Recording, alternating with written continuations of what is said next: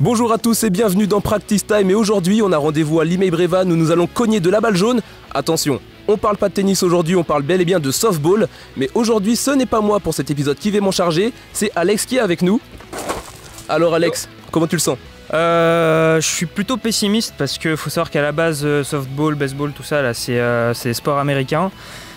Étant d'origine russe, voilà quoi. Je sais pas si c'est un bon mélange mais on va essayer, j'ai hâte. Bah allez, alors tentons le coup, c'est parti ? Allez, c'est parti. Let's go!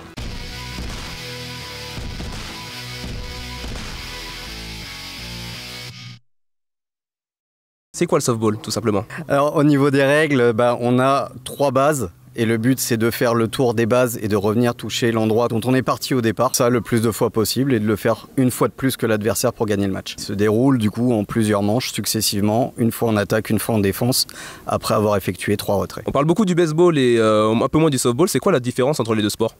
La différence, c'est la taille du terrain, la taille de la balle et le type de lancer. La balle en softball est plus grande, donc le terrain est plus petit, parce que la balle va moins loin. Et le type de lancer, donc au baseball, qui a un relais par au-dessus pour renvoyer la balle au frappeur, alors qu'au softball, elle est par en dessous, type windshield, en moulin à vent. C'est quoi l'équipement requis pour un joueur de softball?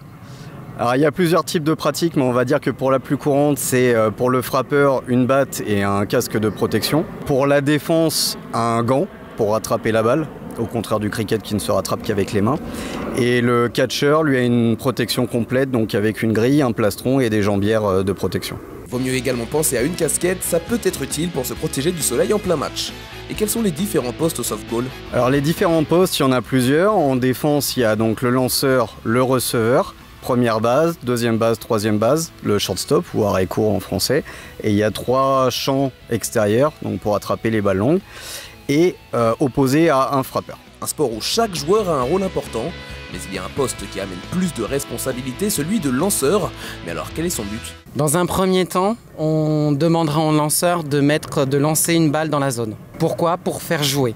Arriver à très haut niveau, le rôle du lanceur, c'est non seulement de faire frapper, mais des frappes, on va dire des frappes dégueulasses, des frappes qui auront aucune incidence réelle, voire même on demandera au lanceur de retirer le frappeur. C'est un combat en fait, entre le lanceur et le frappeur, et qui sera le meilleur.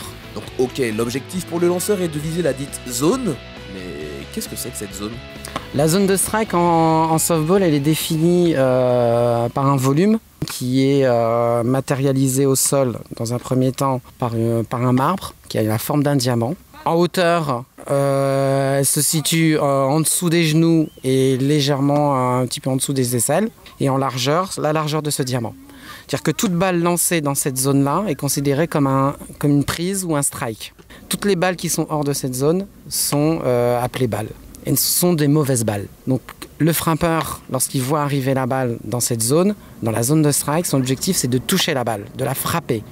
S'il la laisse passer, s'il ne la frappe pas, c'est un strike, c'est une prise pour le lanceur. L'objectif du lanceur c'est de mettre 3 strikes d'affilée, ou 3 strikes purement et simplement pour retirer le frappeur. L'objectif du frappeur c'est soit de cogner le strike, soit de suffisamment bien juger la balle pour que ce soit une balle. Et de ce fait, il a le droit à 4 balles.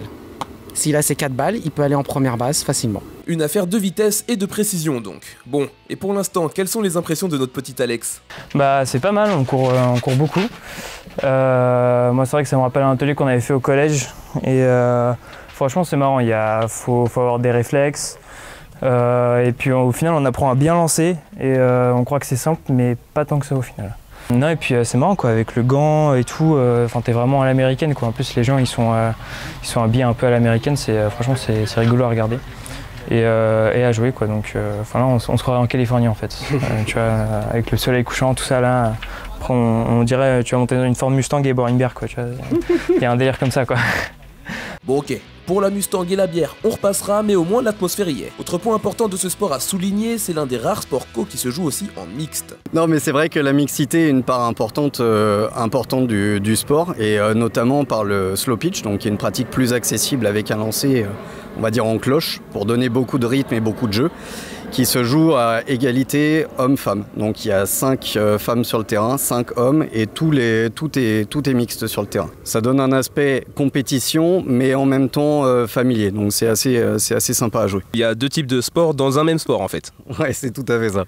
Donc c'est aussi, ça peut être un peu confusant, mais voilà, il y a le fast pitch, donc le lancer rapide, où le lanceur lance une balle tendue par en dessous comme j'ai dit tout à l'heure, et le slow pitch où il doit lancer la balle en arc afin de donner plus de jeu. Et cette mixité réjouit certains joueurs de l'équipe apparemment.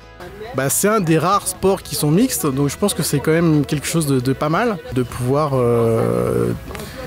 rassembler dans un même sport et sur le même terrain les deux sexes et pouvoir jouer ensemble. C'est vraiment bien. Petit point chauvin maintenant, comment se porte le softball français à l'échelle mondiale? Alors il y a une équipe de France de softball féminin qui actuellement est au Japon pour des matchs de préparation et qui vise à moyen terme d'avoir une place qualification pour Paris 2024 au JO. Parce que du coup, les vainqueurs de championnat d'Europe se retrouvent à avoir une place d'office pour les Jeux Olympiques. Donc du coup, voilà. Mais pour le moment, ils sont un petit peu en dessous de ces qualificatifs-là et donc travaillent et essayent d'aller améliorer leur technique en allant sur des pays étrangers, notamment le Japon, les États-Unis ou le Canada. Et en parlant de JO, c'est une histoire un peu en dents de scie entre le softball et l'olympisme, présent de 96 à 2008, puis disparu, puis de retour en 2020. Qu'en est-il pour Paris 2024? Présent? Absent? On n'en sait rien.